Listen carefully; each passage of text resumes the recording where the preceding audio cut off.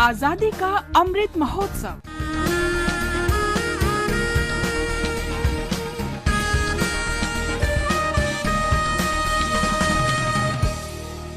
आजादी का सफर आकाशवाणी समाचार के साथ आज हम क्रांतिकारी स्वतंत्रता सेनानी हेमचंद्र कानूनगो का स्मरण कर रहे हैं।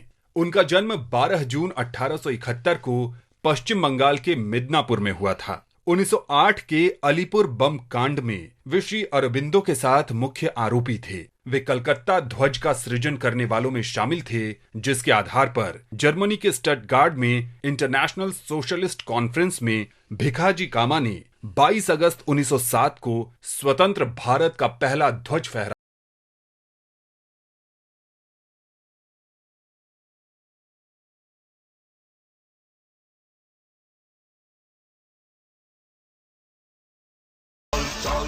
बरिंद्र कुमार घोष और अरबिंदो घोष के निकट सहयोगी हेमचंद्र कानूनगो गुप्त बम फैक्ट्री की स्थापना में विशेष रूप से सक्रिय रहे थे। बम बनाने का गुर सीखने के लिए वे पेरिस गए और इस यात्रा के लिए पैसे का इंतजाम उन्होंने कलकत्ता का अपना घर बेचकर किया। 1906 के अंत में वे मार्सिली पहुंचे तथा कुछ महीनों तक स्विट्जरलैंड, फ्रांस और इंग्लैंड में क्रांतिकारियों से संपर्क बनाने की कोशिश करते रहे।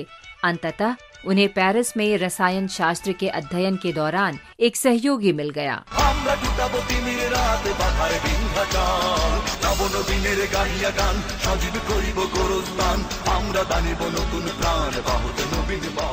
उन्नीस 1908 में हेमचंद्र भारत लौटे।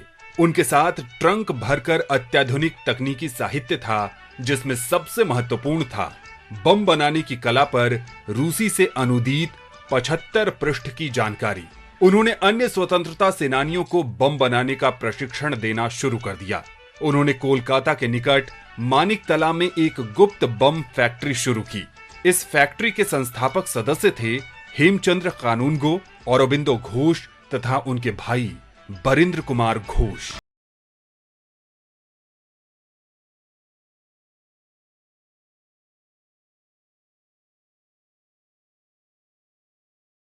दो सदस्यों का एक आत्मघाती दस्ता मुजफ्फरपुर में ब्रिटिश अधिकारी किंग्सफोर्ड को मारने के लिए भेजा गया। हालांकि गलत लक्ष्य पर बम चलाने के बाद स्वतंत्रता सेनानी प्रफुल्ल चाकी ने पुलिस द्वारा हिरासत में लिए जाने से पहले आत्महत्या कर ली, लेकिन खुद ही रामबोस पकड़ लिए गए।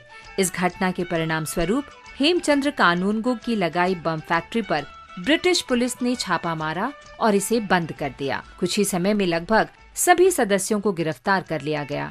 अलीपुर बम कांड में शामिल होने के लिए हेमचंद्र को अंडमान में आजीवन कारावास की सजा दी गई, लेकिन 1921 में उन्हें रिहा कर दिया गया।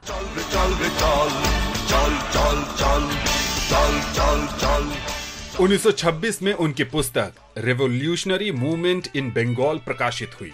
इस पुस्तक में हेमचंद्र ने बंगाल में पहली सशस्त्र राजनीतिक क्रांति के इतिहास का विश्लेषण किया। 8 अप्रैल 1951 को इस महान क्रांतिकारी का निधन हो गया। आकाशवाणी समाचार की ओर से इन्हें भावभीनी श्रद्धांजलि।